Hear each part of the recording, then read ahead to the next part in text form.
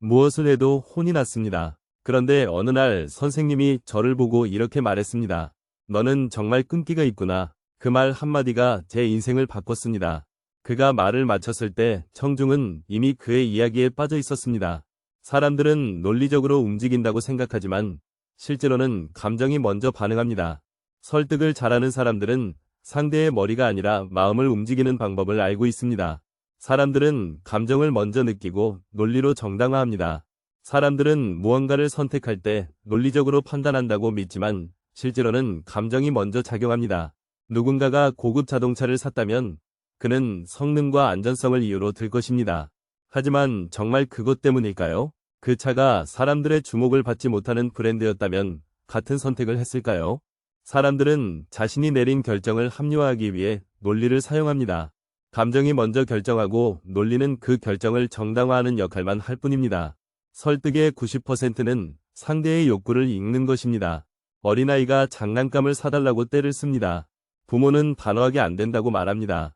하지만 아이는 멈추지 않습니다. 더 크게 울고 바닥에 드러눕기까지 합니다. 결국 부모는 한숨을 쉬며 장난감을 사줍니다. 이 상황에서 중요한 것은 아이가 왜 원하는 것을 얻었느냐는 점입니다. 단순히 소리를 질러서가 아닙니다. 아이는 본능적으로 부모가 언제 가장 약해지는지 알고 있습니다.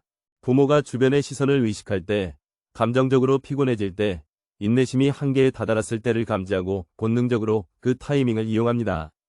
사람들은 자신이 원하는 것을 얻기 위해 논리를 내세우지만 실제로는 상대가 무엇을 원하고 어떤 심리 상태에 있는지를 먼저 파악해야 합니다.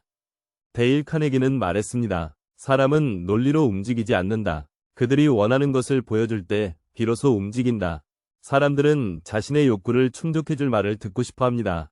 누군가를 설득하려 할 때 우리는 흔히 자신의 입장에서 말하는 실수를 저지릅니다. 이 제품은 최고의 기술력으로 만들어졌습니다. 이 방법이 가장 효과적인 방식입니다. 하지만 상대방은 이런 말을 들으며 속으로 이렇게 생각합니다. 그래서 나한테 무슨 도움이 된다는 거지? 사람들은 자기 자신에게 관심이 많습니다. 즉, 설득을 하려면 상대방의 관심사를 먼저 읽어야 합니다. 어떤 사람이 차를 사러 갔다고 하자 판매원이 이렇게 말합니다. 이 차는 연비가 뛰어나고 엔진 성능이 좋습니다. 이 말은 사실일 수 있지만 고객에게 강한 인상을 남기지 못합니다. 하지만 이렇게 말하면 다릅니다. 이 차를 선택하시면 연료비 부담을 줄일 수 있습니다. 장거리 운전이 많은데 연비가 좋으면 장기적으로 많은 비용을 절약할 수 있습니다. 이제 고객은 자신의 현실과 연결된 정보를 듣게 됩니다. 이때부터 관심을 갖기 시작합니다. 설득이 어려운 이유는 사람들이 상대방이 아닌 자신의 논리와 생각에 집중하기 때문입니다. 하지만 상대의 욕구를 먼저 읽으면 불필요한 논쟁 없이도 자연스럽게 설득이 가능해집니다. 논쟁하지 말고 상대의 관심을 이용하세요. 대부분의 사람들은 자신의 의견을 주장하며 상대를 설득하려 합니다. 하지만 논쟁에서 이긴다고 해서 상대가 생각을 바꾸지는 않습니다. 만약 누군가가 당신에게 이렇게 말한다면 어떨까요? 지금 하는 방법은 잘못됐습니다. 이렇게 해야 합니다. 이 말을 듣고 기분 좋게 수용할 사람이 얼마나 될까요? 대부분은 반발심이 생깁니다. 하지만 접근 방식을 바꾸면 다릅니다. 그 방법도 좋은데 이 방식으로 하면 원하는 결과를 더 쉽게 얻을 수 있어요. 같은 내용을 전달하더라도 상대의 입장에서 표현하면 훨씬 더 부드럽게 받아들여집니다. 데일 카네기는 말했습니다. 상대가 원하지 않는 말을 하지 마라. 그가 듣고 싶어하는 말을 하라. 상대가 무엇을 원하는지 파악하는 것이 설득의 핵심입니다. 사람들은 자신을 중요하게 여기는 사람에게 마음을 엽니다. 누군가와 대화를 나눌 때 상대의 이름을 자주 부르는 것만으로도 호감도가 높아집니다. 이름을 부르면 상대는 자신이 특별한 존재로 여겨진다고 느낍니다. 사람들은 자신을 인정해주는 사람을 좋아합니다. 단순한 칭찬이 아니라 상대의 가치를 진심으로 인정해주는 것이 중요합니다. 어떤 사람이 회의에서 좋은 아이디어를 냈다고 해보자. 그 순간 이렇게 말하는 사람이 있습니다. 그거 좋은 아이디어네요. 하지만 더 나은 방법이 있을 수도 있습니다. 이 말은 논리적으로 들리지 않습니다. 하지만 상대는 자신의 아이디어가 존중받지 못했다고 느낄 수 있습니다. 대신 이렇게 말하면 다릅니다. 이 아이디어는 정말 좋은 접근 방식입니다. 이걸 바탕으로 좀 더 확장하면 더 큰 효과를 볼 수도 있을 것 같네요. 같은 내용이지만 상대가 기분 좋게 받아들일 수 있도록 표현했습니다. 사람들은 자신을 인정해주는 사람에게 호감을 느낍니다. 설득을 하려면 상대를 존중하는 태도부터 가져야 합니다. 설득이 아니라 상대가 스스로 선택하게 만들어라. 가장 강력한 설득은 상대가 스스로 결정했다고 느끼게 만드는 것입니다. 누군가에게 명령을 내리면 반발심이 생깁니다. 이렇게 하세요. 하지만 선택권을 주면 이야기가 달라집니다. 이 방식과 저 방식이 있는데 어떤 게 더 효과적일 것 같나요? 이렇게 하면 상대는 자신이 주도적으로 선택했다고 생각하게 됩니다. 데일 카네기는 말했습니다. 강요하지 마라. 스스로 선택하게 만들어라. 상대가 결정권을 가졌다고 느낄 때 설득은 가장 효과적으로 작용합니다. 상대의 욕구를 아는 사람이 원하는 것을 얻습니다. 사람들은 논리적으로 움직이는 것 같지만 실제로는 자신의 욕구를 충족해줄 말을 듣고 싶어 합니다. 설득의 핵심은 상대가 원하는 것을 정확히 파악하는 것입니다. 논쟁을 피하고 상대의 관심을 이용하며 선택권을 주는 것. 이 모든 것이 가능해지는 순간은 단 하나입니다. 상대의 욕구를 제대로 이해했을 때입니다. 당신이 원하는 것을 얻고 싶다면 먼저 상대가 원하는 것을 찾아야 합니다. 반박하지 말고 인정하라. 그리고 방향을 바꿔라. 한 회사에서 직원 회의가 열렸습니다. 한 직원이 아이디어를 제시했습니다. 이 방향으로 가는 것이 최선이라고 생각합니다. 그러자 다른 직원이 곧바로 반박했습니다. 그건 효과적이지 않을 겁니다. 대신 이렇게 해야 합니다. 아이디어를 냈던 직원은 얼굴이 굳었습니다. 그는 더 이상 말하지 않았고 회의는 냉랭한 분위기로 흘러갔습니다. 이런 상황은 어디에서나 볼 수 있습니다. 상대가 틀렸다고 바로 반박하면 논리적으로는 옳을지 몰라도 감정적으로는 완전히 실패한 것입니다. 사람들은 논쟁에서 지면 생각을 바꾸는 것이 아니라 오히려 자신의 입장을 더욱 고집하게 됩니다.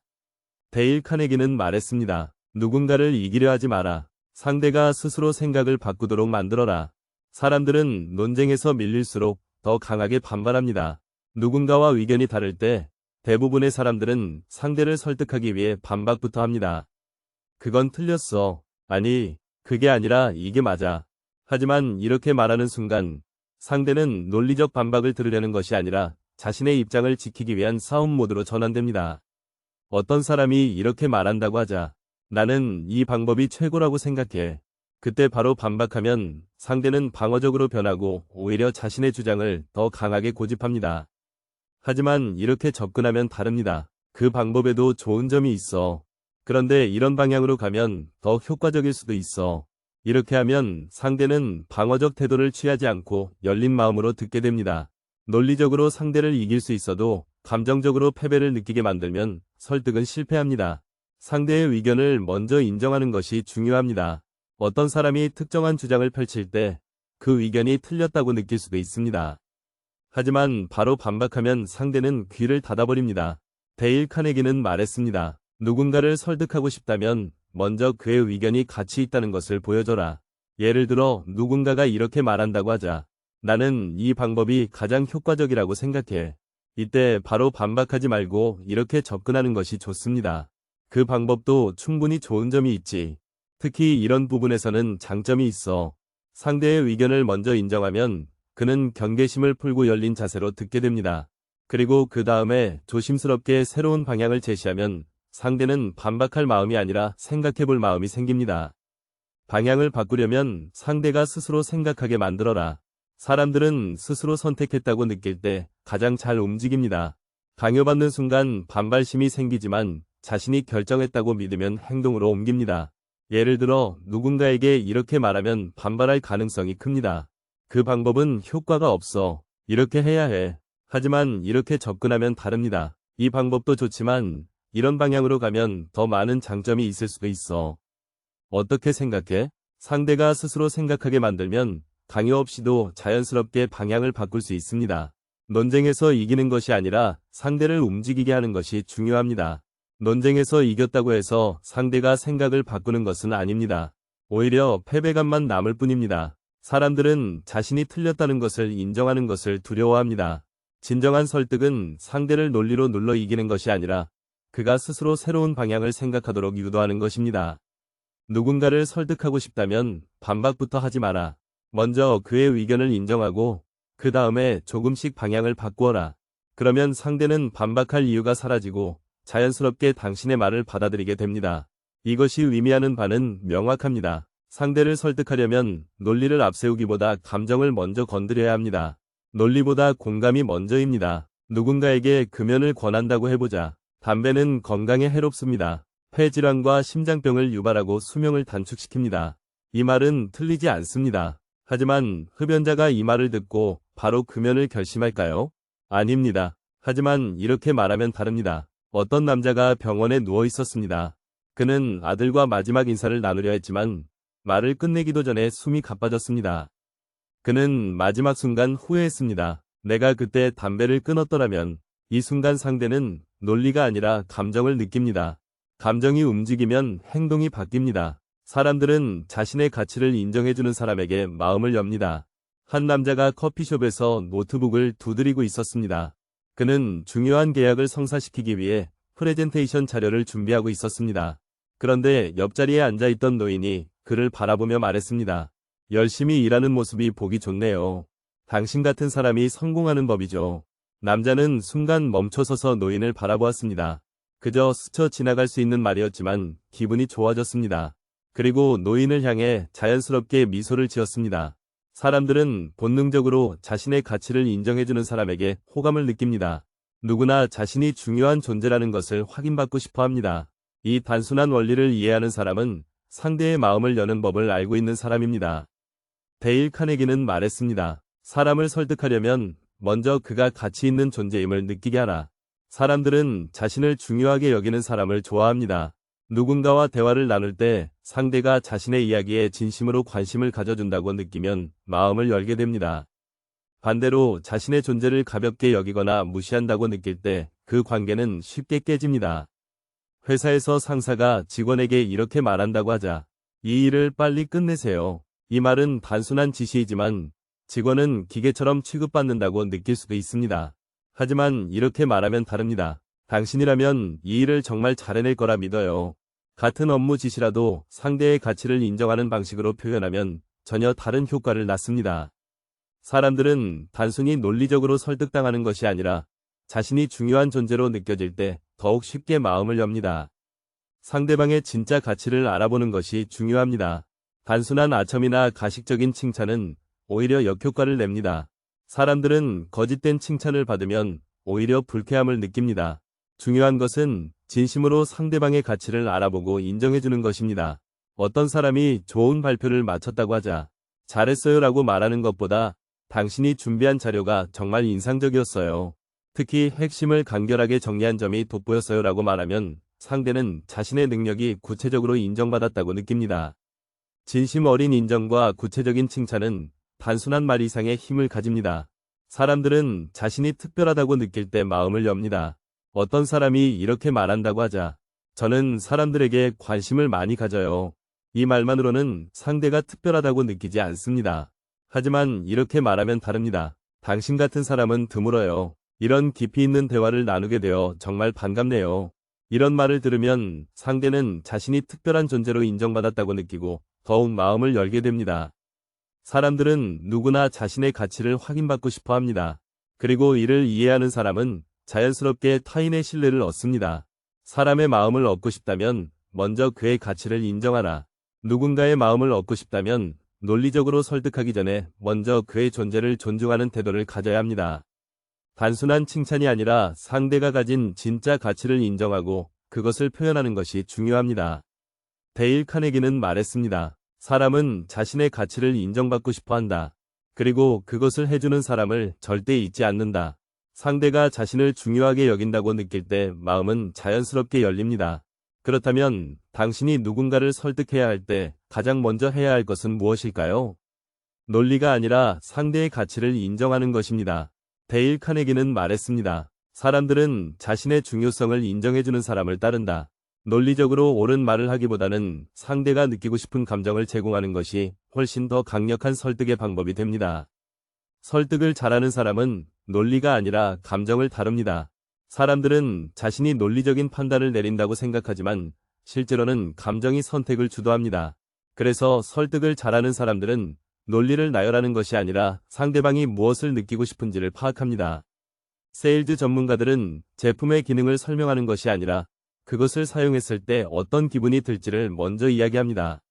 이 소파는 인체공학적으로 설계되어 편안합니다라고 말하는 것보다 이 소파에 앉으면 하루 종일 쌓인 피로가 사라지고 따뜻한 커피 한 잔을 마시는 여유를 느낄 수 있습니다라고 말할 때 더 강한 영향을 줍니다. 말보다 태도가 더 강력하다. 어느 유명한 강연자가 무대에 올랐습니다. 그는 단 한마디도 하지 않은 채 청중을 천천히 바라보았습니다. 몇 초가 흐르자 사람들은 점점 집중하기 시작했습니다. 그리고 그가 입을 열었을 때 모든 이가 그의 말에 빠져들었습니다. 그가 특별한 말을 했기 때문이었을까요? 아닙니다. 그의 태도가 이미 사람들을 설득했기 때문입니다. 데일 카네기는 말했습니다. 사람들은 당신이 한 말을 기억하지 않는다. 하지만 당신이 어떤 느낌을 주었는지는 오래도록 기억한다. 설득은 말로만 이루어지는 것이 아닙니다. 말보다 더 강력한 것은 바로 태도입니다. 사람들은 말보다 태도에서 더 많은 정보를 읽습니다. 누군가가 이렇게 말한다고 가정해보자.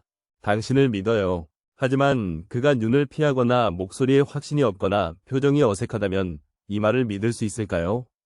반대로 아무 말도 하지 않아도 따뜻한 미소와 확신에 찬 눈빛을 보인다면 상대는 신뢰를 느낄 것입니다. 사람들은 단순히 말의 내용만 듣는 것이 아닙니다. 표정, 목소리 톤, 손짓, 눈빛 같은 비언어적인 요소가 더 강한 메시지를 전달합니다. 신뢰는 태도에서 나옵니다. 어떤 사람이 자신감이 없다고 가정해보자. 그가 이렇게 말할 수도 있습니다.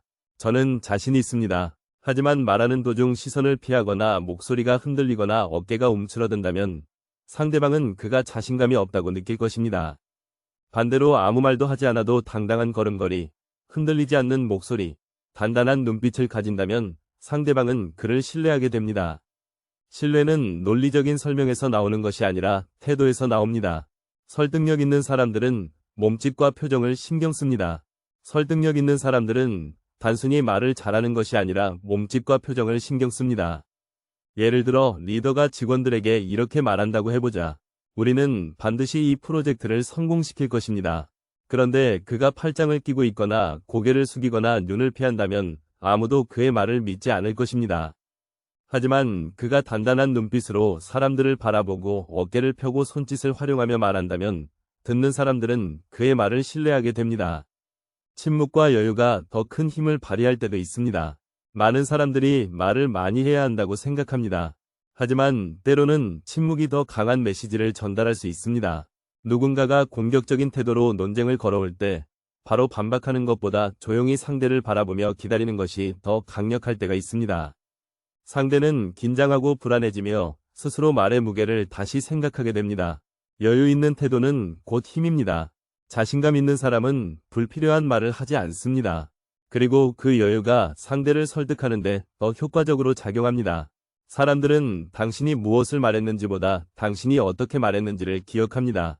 누군가가 당신의 말을 떠올릴 때 단어 하나하나를 기억하는 것이 아니라 당신이 어떤 분위기를 풍겼는지를 기억합니다. 아무리 논리적인 말이라 하더라도 자신감 있고 단단한 태도를 보이는 사람의 말은 설득력이 강합니다.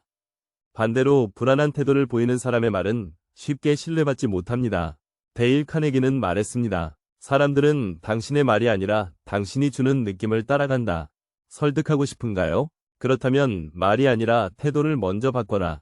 설득이 아닌 상대가 스스로 선택하도록 유도하라. 어느 날 한 상인이 시장에서 물건을 팔고 있었습니다. 그는 지나가는 손님에게 말을 걸었습니다. 이 물건 꼭 필요할 겁니다. 지금 안 사시면 후회할 거예요. 그러나 손님은 고개를 저으며 지나쳤습니다. 그런데 같은 시장에서 또 다른 상인이 있었습니다. 그는 손님에게 미소를 지으며 말했습니다. 이 물건을 한번 직접 만져보세요. 손에 쥐어보면 느낌이 다를 겁니다. 손님은 무심코 물건을 집어들었고 자연스럽게 관심을 가지기 시작했습니다. 결국 그는 지갑을 열었습니다. 두 상인은 똑같은 물건을 팔았지만 한 사람은 강요했고 한 사람은 선택할 기회를 주었습니다. 결과는 달랐습니다. 데일 카네기는 말했습니다. 누군가를 움직이게 만들고 싶다면 강요하지 마라. 대신 그가 스스로 선택했다고 느끼게 하라. 사람들은 자신이 선택했다고 믿을 때 움직입니다. 누군가에게 이렇게 말하면 어떨까요? 이렇게 해야 합니다. 이 말을 듣는 순간 상대방의 머릿속에는 저항심이 생깁니다. 하지만 이렇게 말하면 다릅니다. 이 방법과 저 방법이 있는데 어떤 게 더 좋을까요? 같은 방향으로 이끌어도 반발 없이 따라오게 됩니다. 사람들은 자신의 자유를 지키고 싶어 합니다.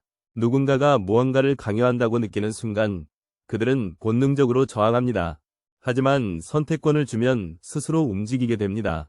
상대방이 원하는 감정을 제공하는 것이 설득의 핵심입니다. 감정을 움직이는 사람이 세상을 움직입니다. 설득의 본질은 논리가 아닙니다. 감정을 움직이는 것입니다. 사람들은 논리적으로 생각한다고 믿지만 실제로는 감정에 따라 움직입니다.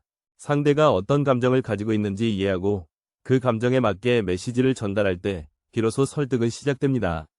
논리적으로 완벽한 말을 한다고 해서 상대가 내 말을 받아들이는 것은 아닙니다. 중요한 것은 상대의 감정을 읽고 그것을 움직이는 것입니다. 그렇다면 당신이 누군가를 설득해야 할 때 어디에 초점을 맞춰야 할까요?